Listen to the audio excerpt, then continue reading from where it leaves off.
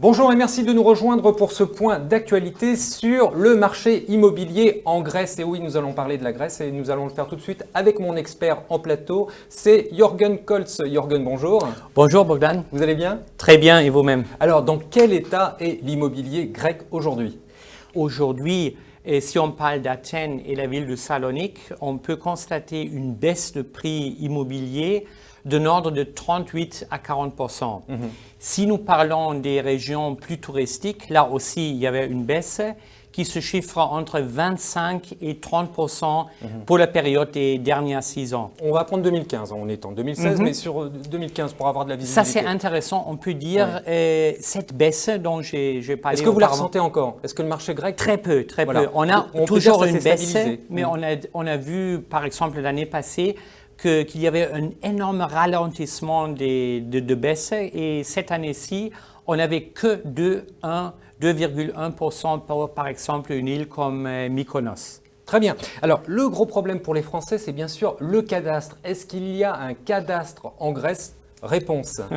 J'aimerais spécifier votre question, Oui. Bogdan. Bien sûr, il y a un registre foncier qui est très important parce qu'au registre foncier, on a la liste de tous les actes d'achat qui étaient réalisés depuis très longtemps. Et ce qui fait partie d'un cadastre et qui se trouve dans un stade de développement en Grèce, c'est le captage numérique et le catalogage de tous les terrains qui se trouvent sur la superficie nationale. Ça, on a aussi commencé à faire. On a aussi des technologies numériques comme partout. Mais j'aimerais souligner, Bogdan, que pour un acheteur potentiel, il n'y a aucun problème parce qu'il fait appel à un avocat et c'est l'avocat qui va retracer les titres de propriété depuis l'archive existe. Et deuxièmement, et un géomètre, avant de passer à l'acte d'achat, lui, il mesure à nouveau le terrain, il établit ce qu'on appelle un plan de topographie mis à jour. Donc, l'acheteur, il sait exactement ce qu'il achète et quelles sont exactement les dimensions de ce terrain. Alors, justement, vous avez mis le doigt dessus, vous avez parlé d'avocat. En France, par exemple, c'est le notaire qui va gérer cette situation, la vente. Oui. En Grèce, c'est l'avocat. L'avocat est plus important que le notaire. Pourquoi ? Le notaire joue plutôt le rôle de rédacteur de l'acte d'achat et toutes les vérifications des titres de la possession, les dimensions, etc. sont gérées par un avocat. Et je peux vous dire qu'en Grèce, on trouve aussi des avocats qui maîtrisent le français. Donc, on n'a pas de problème de communication. Alors, une question aussi qui est très importante, c'est le métrage. Par exemple, en France, une maison qui fait 100 mètres carrés au sol, pour moi, j'achète une maison de 100 mètres carrés au sol. En Grèce, ce n'est pas le cas. En Grèce, on inclut l'épaisseur des murs dans la surface habitable. Quand on ne le sait pas, c'est embêtant. Alors, on perd combien sur la superficie au sol? Il n'y a pas de pourcentage concret de combien on perd, mais il faut réduire de la surface indiquée dans les publications environ 12 à 15% de surface. D'accord, donc une maison de 100 mètres carrés ne ferait plus que 85, c'est ça? Exactement, comme exemple, oui. Bon, alors, est-ce qu'il faut investir en Grèce aujourd'hui?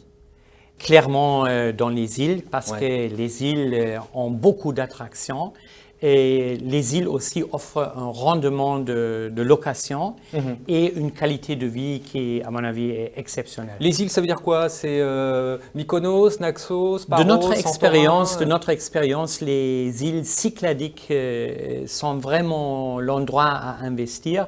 Grâce à son architecture très très spéciale, on respecte la tradition de construction. On y trouve une gastronomie très très savoureuse et je vais vous indiquer une statistique.